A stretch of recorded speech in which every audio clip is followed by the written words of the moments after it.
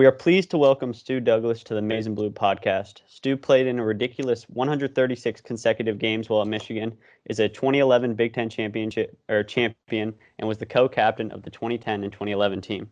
Now playing overseas, welcome onto the pod, Stu. Thank you. Appreciate it. Thanks for having me. How are you doing today? I'm not too bad, just sitting here in Israel. Same old since this all started, so not too bad. I noticed on your Instagram and Twitter, it's like your username is like Stewart. Are you going by Stu or Stewart these days? It's in the basketball world, I'm Stu. Friends and family, Stewart. Some people call me Stu. My mother calls me every name in the book. It just kind of depends who you are. But once I got to college, it's actually pretty funny. It pissed off some of my friends that my name changed to Stu right when I got to Michigan. But I guess that's what happens. They take control of your name and everything about you. So that they decided that's what was best for me, I guess. Yeah. Jumping right into it, many of our listeners may not have kept up with you since you played at Michigan. What has life after college basketball looked like for you? Man, my first year I went to Spain, and every other year after that I've been playing in Israel.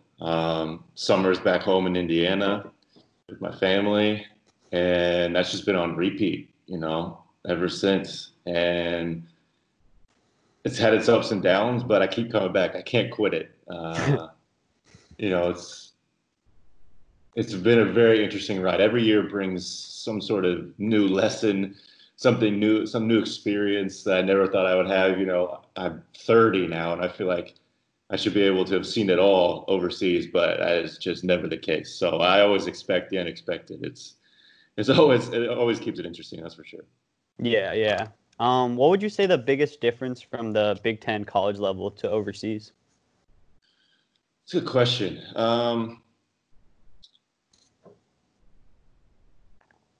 There was just, it's so different, college basketball with the 4 years and kind of the building of discipline that you have, especially under a guy like Beeline. You got so many rules defensively, and here, you can't really build up that type of unity, that type of club. A lot of guys are just signing for 1-year deals, bouncing around from team to team. I played on a bunch of different teams so far, even within Israel. You're just not going to have guys, you're not going to have the same core group year after year. Even the top EuroLeague teams change a bunch year to year. They'll keep a lot of their domestic players, but the foreigners would change a lot. But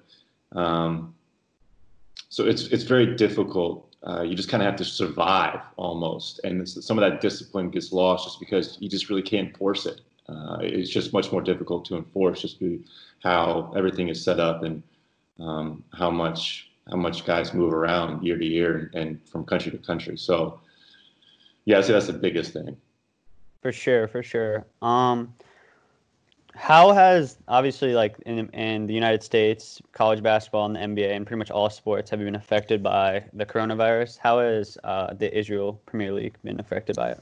Well, we just basically, they voted on reinstating us and starting up again on June 20th. We're, I think, one of maybe 4 leagues with Europe, or combined with Europe, that did not outright cancel the league. Turkey just canceled a couple of days ago, so maybe there's I think Germany is trying to come back, maybe another league. But I think right now we're the only league that is back up and running, or plans to be back up and running. So I think I have to be in 14-day quarantine starting in 4 days, Wow. May 17th, and then practice is supposed to start June 1, and then June 20th, we're supposed to play our first game. I have some serious doubts that is going to happen because of monetary issues and the players wanting to come back. But as of right now, my team has not said a single word to me, basically, about any of this since we got reinstated. So I'm not sure if I have a team or not, or what's going to happen. So I'm just waiting here to twiddle my thumbs and hope for the best. Are they planning to allow fans to the games, or is it just going to be No, it's going to be nothing. They might have fans for the Final Four and the championship. That would be the very last few days of July. Yeah. They're hoping they can get a a sign off from the Ministry of Health for like 10,000 fans to get into an arena for those couple games. But no, other than that, it would just be empty. That's crazy. Yeah. Did you play at all like without the fans, or did they just shut it down before then? They just shut it down before then. Okay. Yep. Obviously, I assume you've been having as many of us all have been having a lot of free time. What have you been doing to pass the time and stay in shape during this time? So I tried to take a break, right? Try to rest my body. I wasn't doing any running. I haven't even actually touched the basketball since this all started. I haven't been able to get access to my gym. For many weeks there, I wasn't even able to go outside of 100 meters from my apartment. And I've been trying to do some running of stairs, do some sprints outside. Nothing too crazy, but once we got reinstated a few days ago, I tried to pick it up a little bit. I even have this piece of paper in front of me. It's my quest to get back in shape. So I got this whole planned out until this all starts. So I'm trying not to kill myself if we actually end up practicing again and injuring myself, because that's a big concern. So much time off and guys not being able to do literally anything. There's a big injury concern. I'm 30 now, so I really feel it. So I'm really trying to be smart about all this. But I mean, a lot of just laying around the apartment doing nothing, watching shows, trying to do some yoga, trying to do some stretching, trying to start up some meditation, keep my sanity while I've been alone, feel like stranded on an island. Just so many different things. Yeah. What shows have you been watching? Anything good? I just watched this new show on Netflix. I think it was called Never Have I Ever. I think it just came out last week. That was pretty good. Finished that. Start to finish in a few days. About to start up Ozark season 3, so I'm excited for that. Yeah, I watched Ozark season 3. It was really good, so I bet you'll enjoy it. Okay, good. Obviously, with the time difference in Israel, it's of 7 hours. Is it difficult to stay updated on Michigan basketball? It is. It's very difficult. Throughout the years, this past year, I maybe saw like 5 minutes of games. Sometimes I'm able to follow, like if I'm in bed, a little restless, I won't go get my computer and just pull up that bright ass screen and follow it and try and watch a game online. But I'll follow some stuff on the CBS app and get some live feed there. So I've, followed some statistics, and I follow so many people on Twitter that I get just kept up to date on all sorts of stuff. Just by that without even trying. So that's good. But yeah, I was interested to see how the viewer was going to be with Jawan and everything. And I'm a big Xavier Simpson fan, so I really wanted him to do well this year. I was tracking a lot of his stuff. So yeah, the watching part has just been the most difficult, but I think I'm going to try and get back into it. But it's been tough for the past few years. Now that Xavier's finished his career, or college career at least, what players are you looking forward to watching next season? What's going on with Livers? Everything's postponed because of the draft and stuff? I mean, he hasn't announced either way, but Franz said he's coming back. Livers has not said anything yet. Yeah, I mean, both of them for sure. All those guys. There's a lot of players, and throughout the years with Michigan, there's always guys that step up. When a guy like Xavier leaves, down the line it was Trey and then Derek and then Xavier. So who's going to step up as a point guard next year, and that's always a big storyline for Michigan. So I expect that to continue. It'll be interesting to see how that plays out as well. Besides, obviously, you were a part of the team that won Michigan their first Big Ten title in, I believe it was 26 years. But besides from that, what would you say your favorite memory is from Michigan? My favorite memory. The first time playing in a tournament and beating Clemson was really important to me. Really important to Novak as well and the other guys in the team. That first year was huge for us to get to the tournament and just to win a game. Unluckily, we ran into Blake Griffin in Oklahoma, but just for us to prove to ourselves that, if we stick to this system, if we stick to our style and stay disciplined, that we can have success with it. So that was very long lasting for us. That's for sure. Have you stayed in touch with anyone from from Michigan all these years later? A little bit. I talk to Zack here and there. I'll see him sometimes in the summer. Just talk to Josh a little bit. I talk to Jordan, Morgan. I'd say probably the most out of anybody. A few guys. I want to go see my guy Colton Christian out in Seattle one of these days. I miss him. I love Vogie and Blake.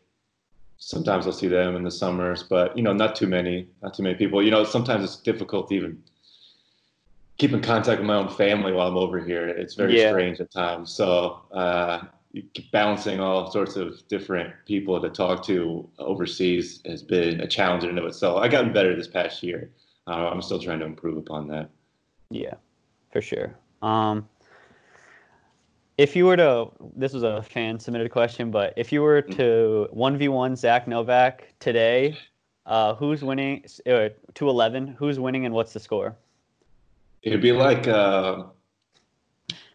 what was it when Ali just tired out who he was facing? I think, was that the Rumble in the Jungle, and he was just tiring out? I can't remember who his opponent was. He was just running around, making him tired. I feel like that'd be me and that'd be Zack in about, the first 5 points. Maybe he'd get me down the post a little bit. But that basketball shape, once you hit 30, that basketball shape is just a little more difficult to be in. So just for that sense, for that sake, I think I'd have the upper hand there. I'd love to see it. I think a lot of people would. That would be pretty fun. He'd try to rip my head off, that's for sure. Yeah. Moving away from sports, every week we do a one like non-sports related question, and like that we all answer. And so, what would you say if you had to pick your top 3 cereals of all time? What would they be? Oh, okay. First 2, easy. Reese's Puffs is king, like without a doubt. And anybody who says otherwise is a narc to me. Number 2 is Cinnamon Toast Crunch. Now the third one is pretty tough for me because those are just the 2 I go to whenever I eat cereal. Yeah. But I guess if I had to pick, sometimes I just like a plain old bowl of Honey Nut Cheerios. That brings back a lot of childhood memories. So yeah, I'll go with that as number 3, even though maybe not the most flavorful and most sugary, but it's more nostalgia pick for me. That's a good list, honestly. Yeah. Now this is like our final segment that we usually do for our interviews. It's our Quickfire Questions. Are you ready? Okay. Yep. All right. LeBron or Jordan? LeBron. What's your go-to pregame song? Oh boy, a lot of EDM, not kind of just random. Okay. Does pineapple belong on pizza?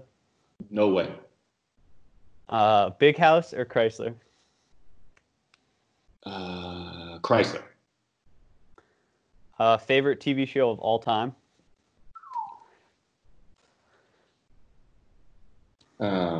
True Detective season 1. What's the best social media app? Oh, Twitter. For sure. What's your go-to basketball shoe? Basketball shoe? PG1. And I've been trying to buy them up all online. I think I'm screwed for next year. So wish me luck. Do you hate MSU or OSU more? Ooh, MSU. What is your favorite superhero?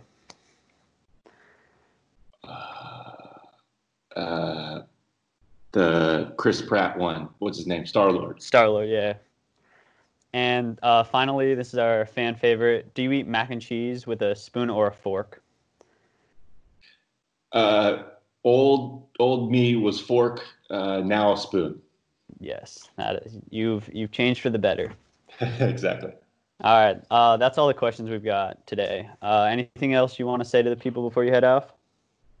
No, appreciate you having me. Like I said, I'm bored as hell, so I'm always around.